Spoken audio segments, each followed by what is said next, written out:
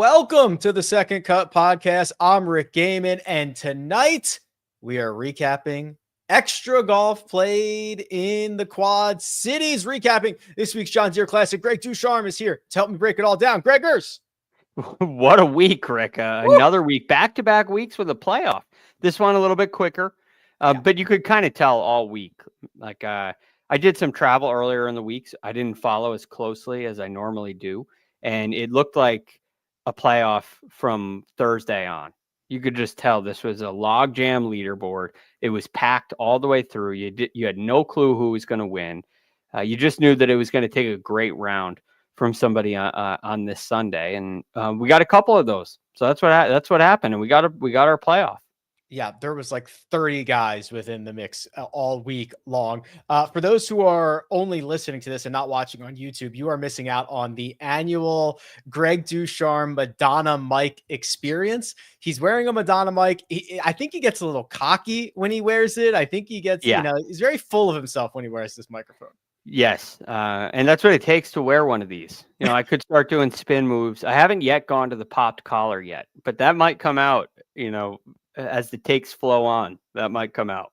All right, we'll have to keep an eye on that. No Mark Immelman tonight. He is enjoying a Zach Brown band concert. He ditched us for the Zach Brown band, Greg. Look, I don't blame him. I mean, personally, I'd rather watch the Second Cup podcast than a Zach Brown concert. All right, that's just me. Maybe one of these days in the future, we can have a live Second Cut that's next to a concert and see which one shows out more. Okay, yeah.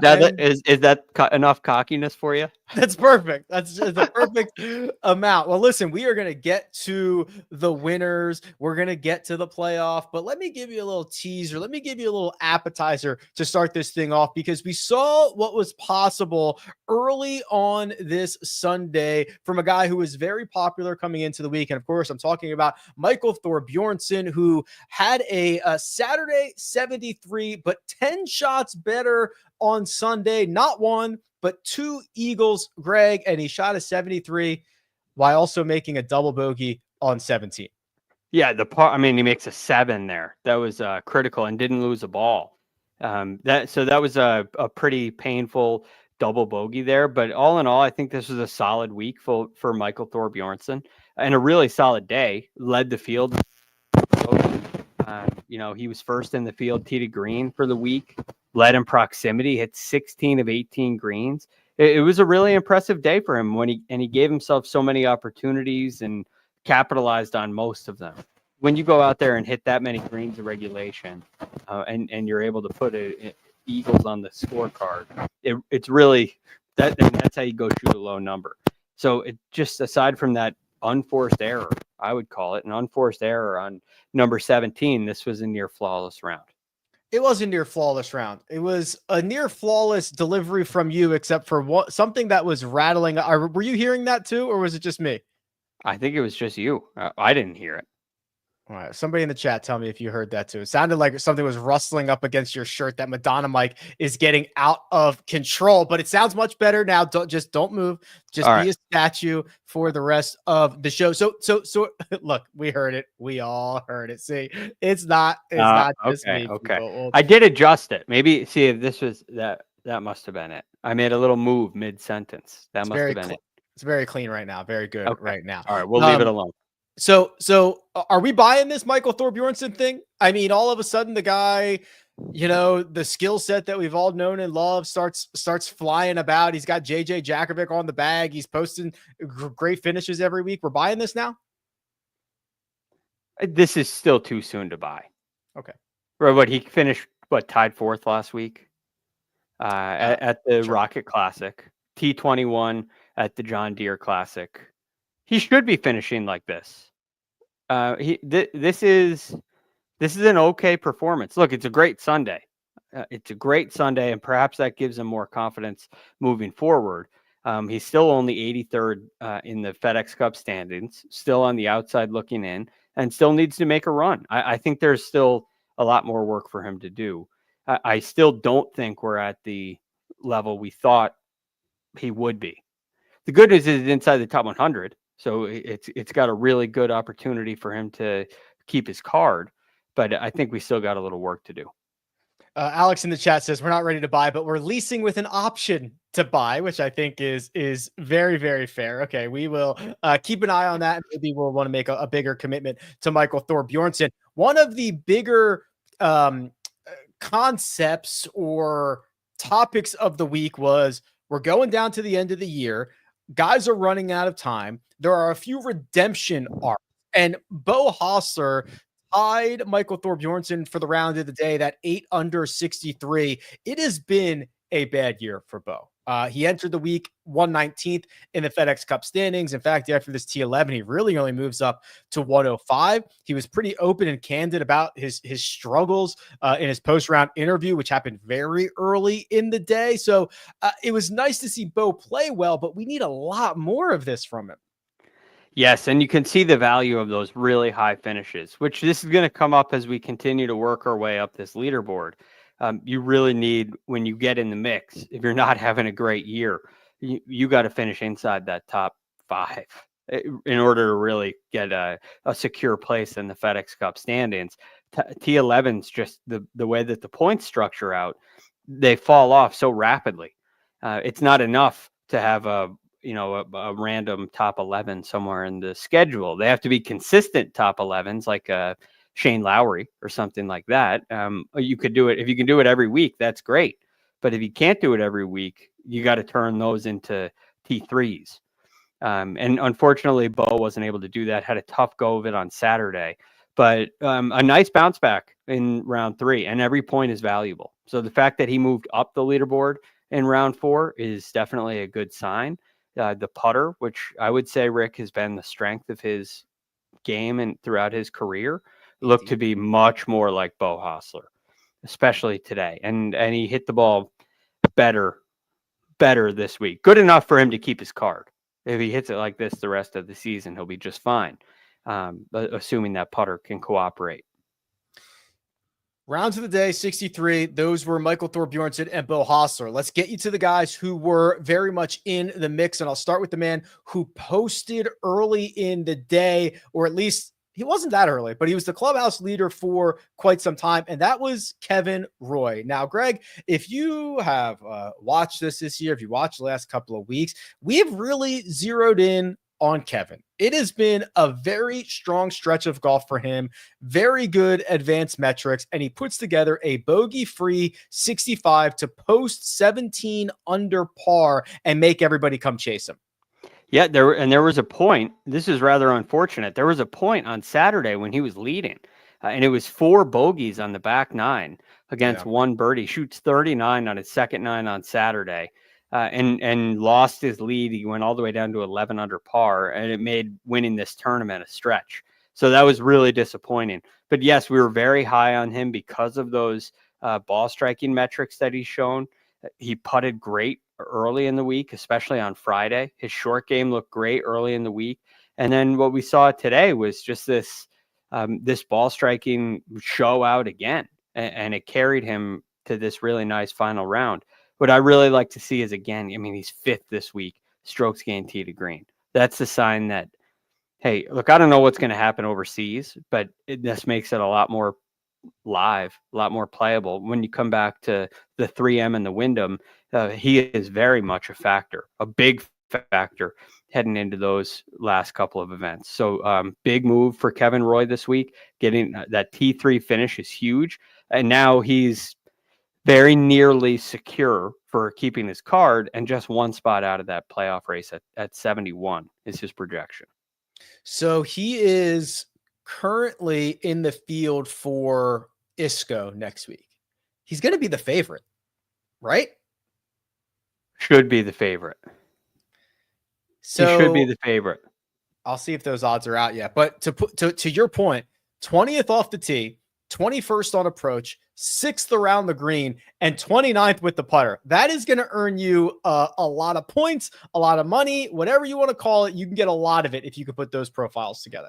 Well, and look, with Kevin Roy, think about what we saw with Michael Thorbjornsen and the odds heading into this week. I would argue heading into this week, Kevin Roy did more than Michael Thorbjornsen to be in a spot like that. And he beats him this week. So it would not be surprising if he was the favorite in the ISCO at all.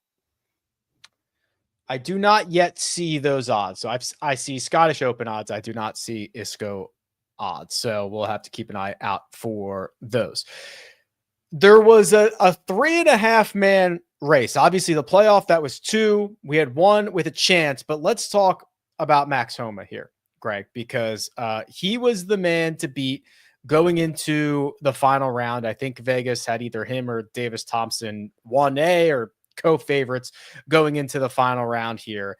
It has been a very difficult season for Max Homa. We have documented this in a significant way. When 2025 started, it was okay. Expectations of Max Homa being a winner on the PGA Tour, expectations of Max Homa being on the Ryder Cup team, expectations of Max Homa maybe taking the next step at major championships. We have been so far away from any of that conversation, but with rounds of 63, 68, 68, and 69, Max Homa is playing the best golf of his season right now. He was at $7,000 flat in the DraftKings market for fantasy golf this week. That is shocking. And looking back, I wish that we kind of touted that, although we mentioned it and said, I can't touch it. Well, fortunately, Max proved us wrong this week. And what I really like to see was the way he hit the ball.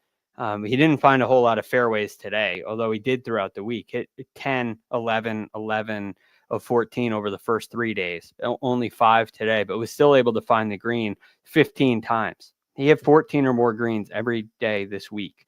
Those are really good numbers. And really, if you look at this scorecard that you have up on the screen right now on YouTube, you got 3 bogeys.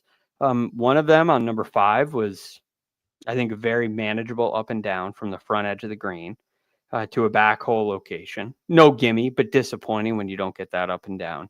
And then the other one there on 14 was, again, a 3-putt. I'm sorry, excuse me, 15 was a 3-putt. So that's kind of disappointing as well. 9, I don't mind that bogey at all. On 9, he had 157 yards into a back right flag, hit it right over the flag, over the green. Couldn't get it up and down. I mean, could you say, yeah, well, hit it 30 feet to the left? Yes. And if he had played a bogey-free round, this tournament looks a whole lot different. But I do think in tournaments like this, you got to be aggressive. So, yeah, we could nitpick and say that was a mistake, but all in all, I think this was a really solid tee to green round with just a couple mistakes around the greens that cost him. So how do we spin this forward? Is this unbridled optimism? Like, what is the state of the union on Max Homa moving forward? Well, we're rooting for him to go make the playoffs. Yeah. He's now 98th in the FedEx Cup. Okay. I think that this is not like, can we make the Ryder Cup team? This is, can we go make the playoffs? And I think that's a very realistic goal for him. And the way that he's swinging, the way that he hit the ball this week, he should have a lot of confidence. And if he's able to keep that belief up, I think the putter could come around one of these weeks. Go put yourself in the mix the next, 3 more times this season.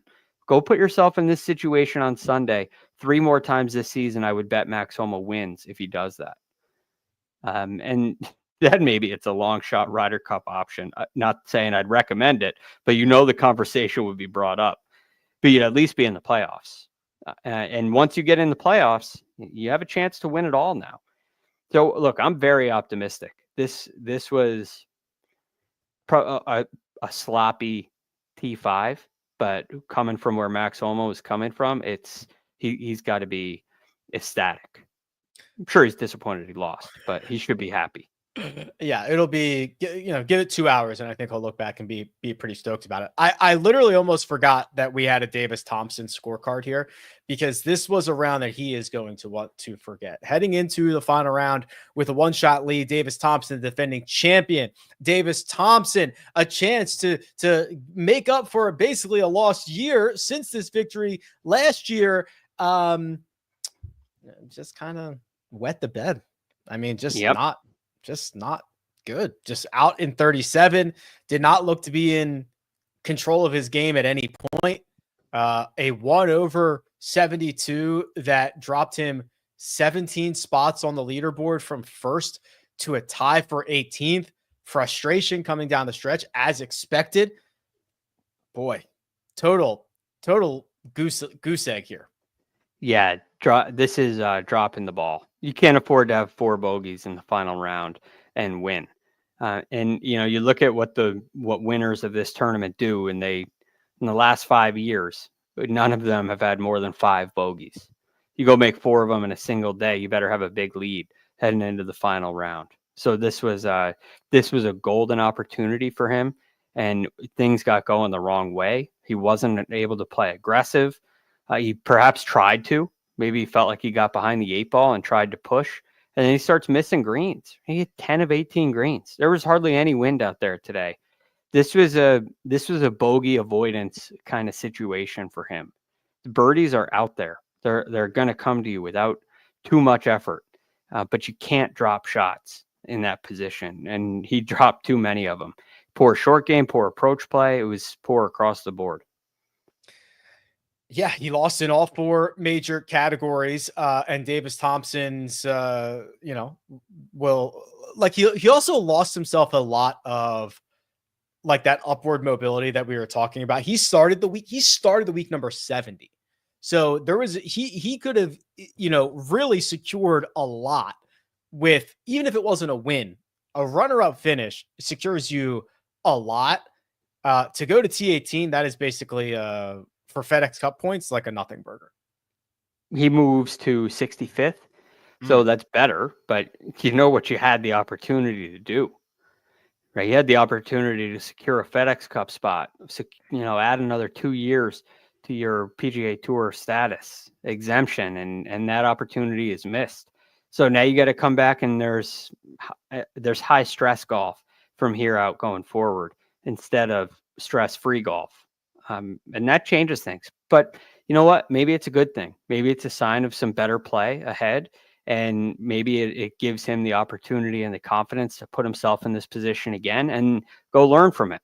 So look, perhaps there are some positive takeaways. I think he played better for 3 rounds this week than he has been this season, especially with the putter. He putted a lot better than he has been over the first 3 rounds. So I still think there's some positive takeaways for him. I'm going to try to take this trio here and do it a little bit chronologically. So pre-playoff, the first to post 18 under par was Brian Campbell. And Brian Campbell did it with a round of 67 in which he was 5 under through 13, Greg, before making a double on 15 with a wayward drive. He was able to get one of those shots back on 17. Brian Campbell is, it's generous to say that he is not long. He's one of the shorter hitters on the PGA Tour. So he has to keep it in play. So when he hit one on 15 and had to take a drop, I kind of thought that was all she wrote for Brian Campbell. There were a couple of left misses for him today. A couple of, like the ones that he missed, because he's extremely accurate, right? He hit 9 of 14 fairways. 3 of the missed fairways were big misses. The one on 15 where he has to take a drop, the 1-on-1, and he missed another one somewhere well to the right. So those were perhaps signs of nerves, but he answers the call and he steps up and hits perhaps the shot of the day, at least one of them at number 17, that second shot. Over 160 miles an hour of ball speed with a 3-wood. That's about his average ball speed with a driver on the PGA Tour this year. So just an incredible, he steps up when he needs it with an absolute rocket at the flagstick and misses a chance to win in regulation, quite frankly. So heading into that playoff, I was so impressed with Brian Campbell. And we could talk about him a little bit more moving forward.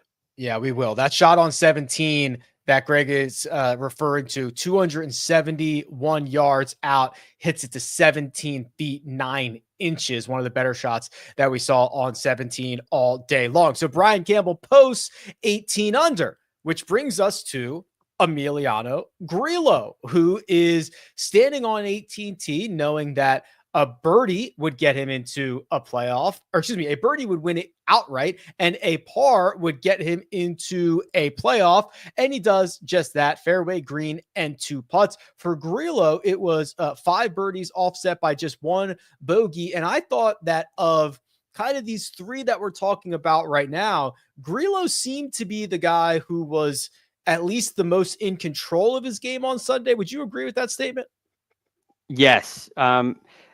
Yes, because Brian Campbell had some of the wayward shots, right? Yeah. The big misses that are signs of, especially for a player like him, those are signs of nerves when they come at number 1, when they come at, late in the round as well, like it did. What was that on 15 for Brian Campbell?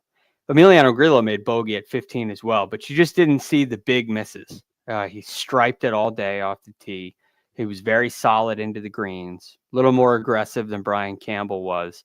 And I thought his putting was phenomenal as well. The putt he hit on 18 looked so good. I thought the thing was over. Yeah. And it just missed, and he ends up in a playoff. Yeah, he has it like one rotation away from dropping and winning this thing outright. So Grillo taps in for par. We know we've got 2 at 18 under, and we're just kind of waiting for this final group to play itself out. And all of a sudden we're doing the math. Wait a minute. Okay. I guess David Lipsky is still kind of live here. And then he hits the shot of the day on 17, where he stuffs it from 247 to 7 feet 10 inches and makes the eagle, Greg. And he is at 18 under par. A par gets him into a playoff. A birdie, and David Lipsky steals this thing outright.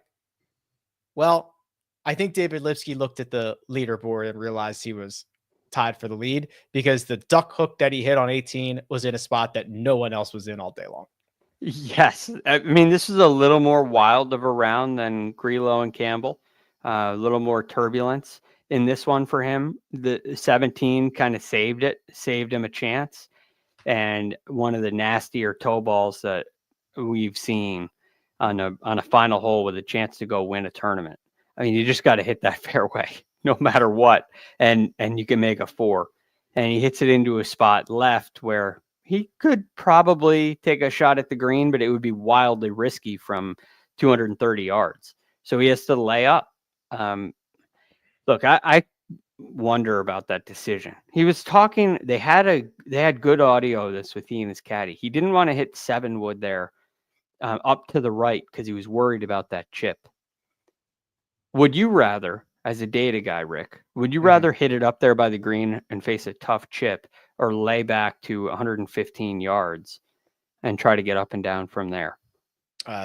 So this is a pretty easy one, especially because of the situation.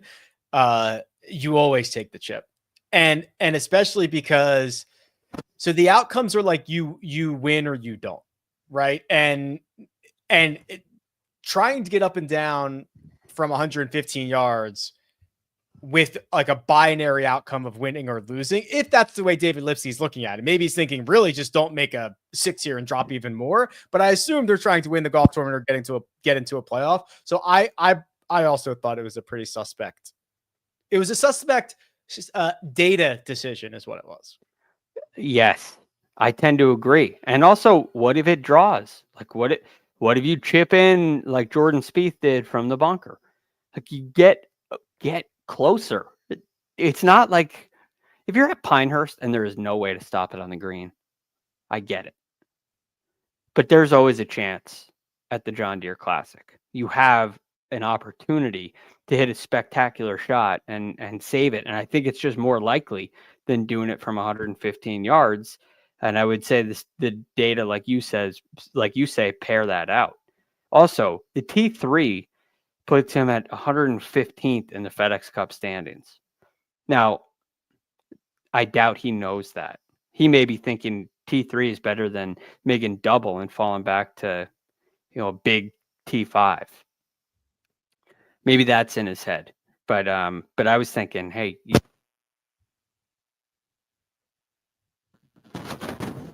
Hold on a second, Greg. We have lost your audio. Uh-oh. Okay. Hold on. We do not have you. Nope. Greg is currently speaking. I can see his lips are moving. He's making a great point, I'm sure. And we will get this figured out here shortly. Nothing.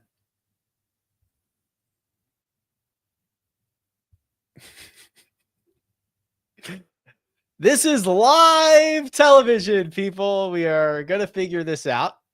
Greg is going to do his thing. While he does that, Mina, why don't we pod through for a second? I'll tell everybody the great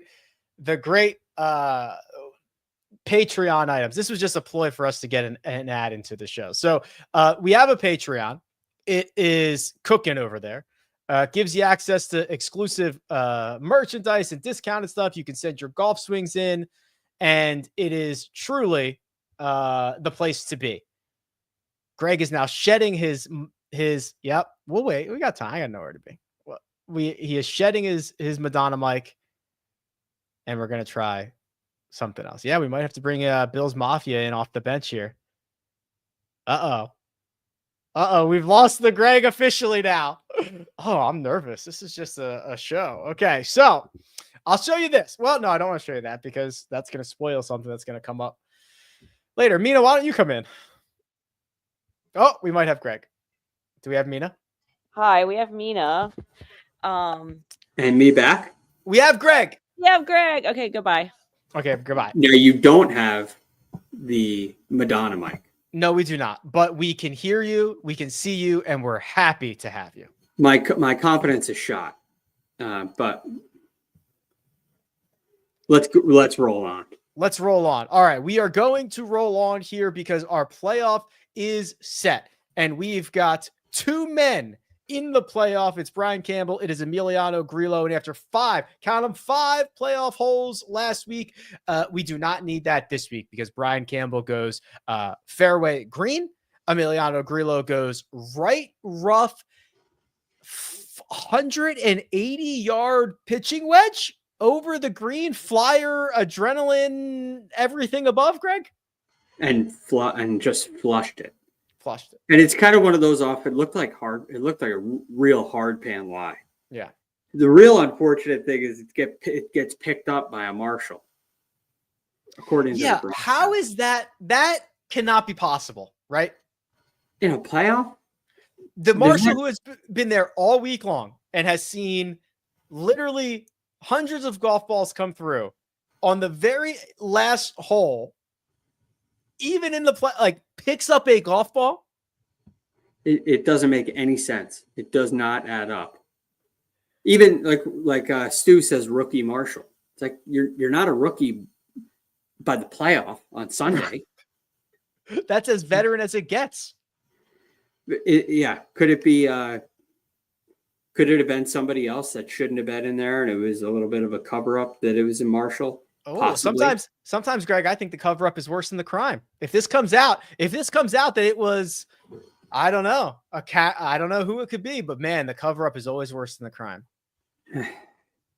Generally, that's right. Right. Honesty is always the best policy. The thing about this is that's a good break. He gets to clean his golf ball now. Yeah. Yeah, but it's just different. So it makes you wonder, like now we get a flyer lie. Why do we get it? Would we have gotten a flyer lie if nobody picked it up? It just adds doubt and question marks. Look, it had nothing to do with the shot, ultimately. Ultimately, he's in this situation. He's probably worried about it going left. So he's trying to hit something hard to make sure that he keeps his body moving through it to slow the club face down. And he catches it flush and he's fired up and it goes over the green. It's probably, 20 feet from where he wanted to hit it, 20 feet long where he wanted to hit it. And it ends up going down the hill. And then he tries to hit probably the shot that he should try to hit in a playoff. Yeah, and it comes up 5 feet short. You can't try to hit the hero shot. Yeah, that's the time. Yeah. So, doesn't pull it off, and it ends up just making an easy two-putt par for Brian Campbell to win the playoff and win. Brian Campbell has won for the second time on the PGA Tour this year. He has the slowest ball speed on the PGA Tour. And he joins Scotty Scheffler, Rory McIlroy, Ben Griffin, Sepp Straka, and Ryan Fox as the sixth player to win multiple times on the PGA Tour this season. It's remarkable. And this is where, Rick, this comes up. If you are Brian Campbell, you have to win when you get these chances.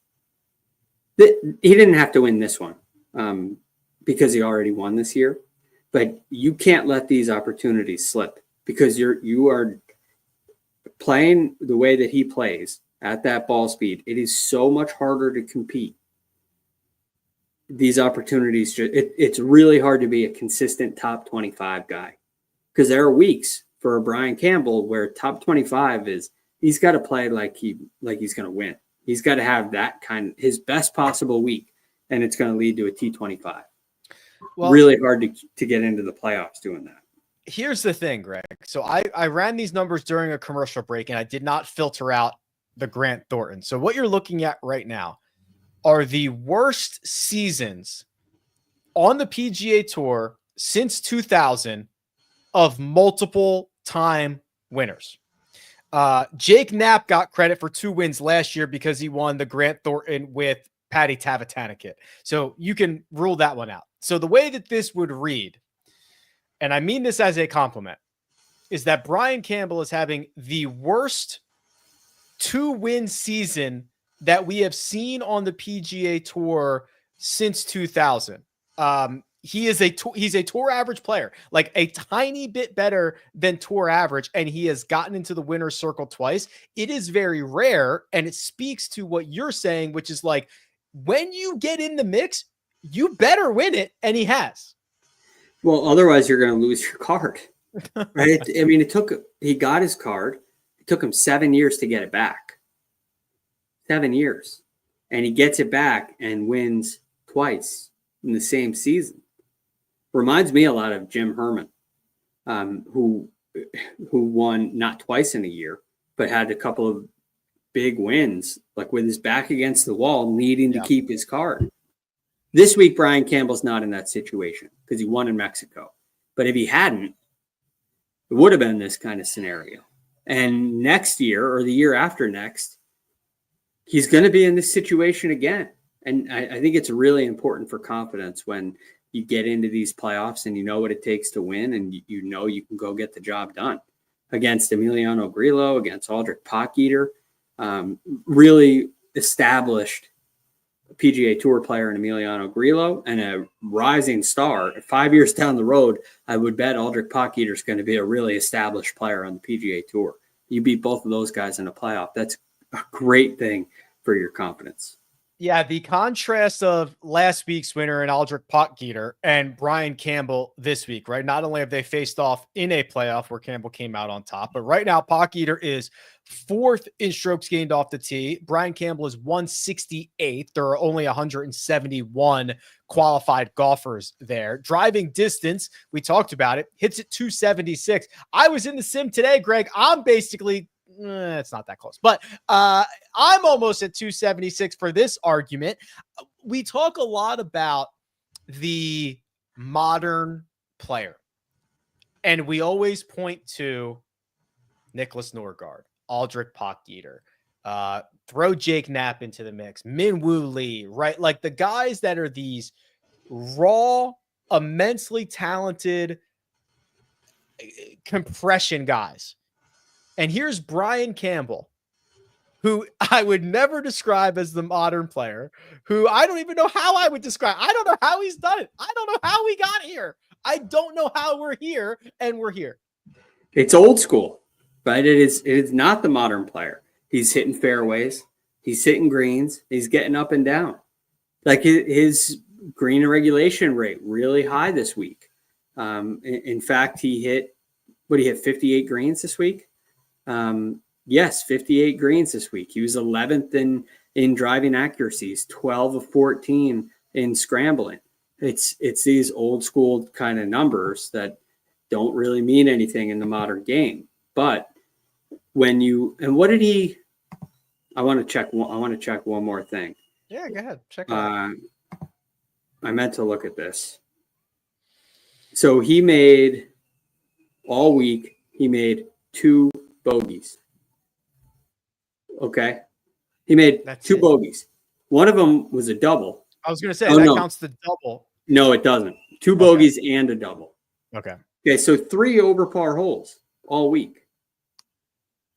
That's the difference right there. Fortunately, 18 under 1 because he's unable to keep up if it gets to 25 because the birdies and the birdie opportunities just aren't there. I mean, you go through this round today. If there's a tucked flag and he doesn't have a wedge in his hand, he's hitting it at the middle of the green. Yes. Right. He's leaving himself 35 feet. Now, if you can do that for 72 holes, then you're not going to make bogeys. But you better not make a mistake. And he didn't. So it's incredible because there's just no wiggle room when you play the Brian Campbell style. And that's why the modern player doesn't choose to play that way. That's why coaches don't. It takes an incredible amount of skill set. It's one thing where, like, we say talented with the Minwoo Lees of the world. What we really mean is long. So there's there's a much greater potential. Right. Brian Campbell's potential is limited by his length, but he has all the talent in the world in every other area. So I think this is a really good time to dive into like why we always say this stuff. And there's a reason for it. One, you can just, look at the list of, strokes gained off the tee or driving distance and compare it to the money list or the wins list or whatever else. And it's going to be pretty close. But if you think about why that is, Greg, like it's the shot that everybody has to hit from the same spot, right? If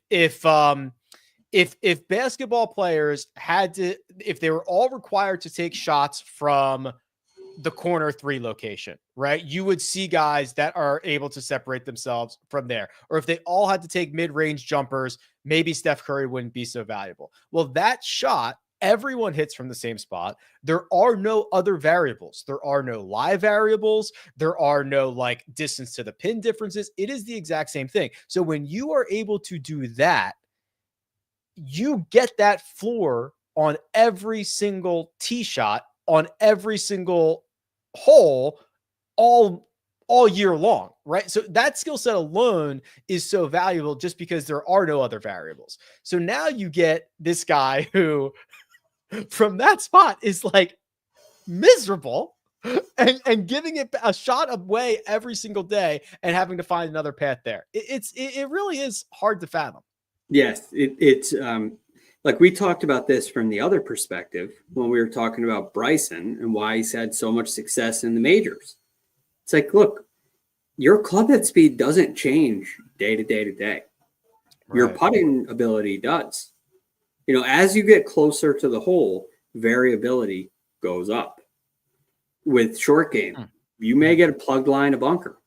That's going to affect your numbers day to day. You draw a bunch of really bad lies or you hit your way into bad spots and your short game can look a lot worse. That means that it's a lot more volatile. Your driver, every day you step up on the tee, you have pretty much the same club head speed. I mean, like when Rory McIlroy won the Masters on Saturday, he noticed his ball speed was like 2 miles an hour faster on the range. So he hit it over the bunker at number 1. 2 miles an hour. It's not like, well, he had 23 putts one day and the next day he's got 33 putts. His stroke didn't change. They just didn't go in the second day. So all of that stuff is removed and the distance gives you are beating the field already when you get to the tee when you have it. He's losing. Brian Campbell's losing to the field when he gets to the tee every day. Mm-hmm. It's remarkable. Brian Campbell's twice a winner on the PGA Tour since February. Colin Morikawa is probably ripping his hair out watching golf tonight because he just cannot get over the finish line. What else I have our wagers we'll get to in a second here, but have I missed anything JDC related? Nice performance from Ricky. Disappointing Friday, but a reasonable finish from Ricky Fowler with the T18. He moves inside the playoff number at 68. Thought that was impressive. Denny McCarthy had a nice little charge on Sunday. He finished T11. Nice little finish for him. Yep, that was great. Kurt Kitayama, who we liked last week, showed up this week. He played great. Other than that, I think we can get to the betting card. I had Kevin Roy over Keith Mitchell in my matchup, which ended up being pretty easy. Speaking of ripping my hair out, if Keith Mitchell is the Thursday, Friday stallion, and he is just a pony on Saturday and Sunday. I just cannot take it anymore.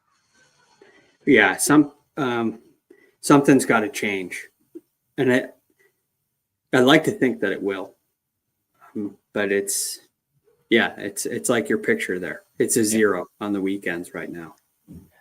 You had Lucas Glover top 20. Lucas Glover around TPC Deere Run is excellent. And I just want to confirm that he did indeed. I'm sure he did. I saw him make so many putts this week. Yeah. Okay. So he gained strokes putting again this week, which is now like 6 straight years at TPC Deere Run. And this does not even include, he made like a 50-footer with his putter from the fringe that counted as an around the green stat on Thursday or Friday. So Lucas Glover, no sweat top 20 here. He finished T5. Yeah. I mean, couple, like so many of the guys this week, couple shots here, couple shots there, and he could have won this thing. So I was very pleased with the putting performance, because that's exactly why his name is on this board. There was a reason to expect an increase in his putting performance, and we got it. So love to see that. Also, Kevin Yu, who I had over Davis Thompson, lost by a shot. Made up 7 shots today. Made it close, but that was tough. I needed Thompson to hit it in the water on 18. He was ready to just walk straight into the closest body of water. On 17, I thought he was going to break his club over. So did I. So if you didn't see it, he was in the left trees and he hit a shot, and he cocked it. He cocked the club back and he said, "Where can I hit this thing?" And he looked at the tree and he went, "No." And he looked at the ground and he was like, "No." And then he just put it back in the holster. But man, I thought he was going to uncork one there. Well, let it be a lesson. Davis Thompson, not a clown. Not a clown. Not a clown. Also, you can hurt yourself that way. If you are going to hit something, don't hit a tree. Yeah, or a fan, an innocent bystander. Oh my God. Yeah, he was on clown control for that one. Very well done. That was the most animated I've ever seen Davis Thompson, and he didn't even pull the trigger. No, and his facial expression didn't change either. No, it did not. He's intense. Listen, I'm sure he's a great guy, but if someone said which one of these guys is a serial killer, it would 100% be Davis Thompson. He's a very nice guy. I've had a chance to talk to him, but I would not want to go up and ask him to do an interview. I wouldn't want to do that. No. But in all seriousness, he takes it very seriously. Yes, and he should, and I love it. Like I'm cool with that. And I'm sure he's a great dude, and he's doing his job on the golf course. I'm not, But it's scary looking. It's scary looking. It's scary looking. It is scary looking. Okay. We are now going to transition to a very fun time of the year, because we are going to Scotland for the Scottish Open, which has the strongest field this year outside of, I believe it's just the players. And then we are going to go to the Open Championship, and time zones are going to be wonky. We're going to be up all night. We're going to be up early. We're going to be drinking coffee. We're going to be doing all this, but I cannot wait for next week. It's a totally different style of golf too, which is what I'm really excited about. All that we normally know and think, the way we typically analyze, all that is just slightly altered. and I'm looking forward to seeing who's up for the challenge. In a way, there's some stickiness to it, even though it's so difficult to predict. It's a real challenge, but it's fun to watch. Yeah, it's the field for next week is obviously unbelievable. Scotty, Rory, Xander, Tommy Fleetwood, Colin, Ludwig, Bobby Mack, Justin Thomas, they're all there. All of them are there. All of them are there. It is going to be sick. And then I don't know, man. This is the pure. It's just so pure. It's just so pure. I love it. I thought they were going to make this a signature, the Scottish Open, when they first came out with the concept. Mm-hmm. And I'm glad they didn't, because you still get them all. Because everybody wants to go play 2 weeks. So I really like how this has all worked out. I like the fact that this is sanctioned with the PGA Tour. In fact, I wouldn't mind seeing more.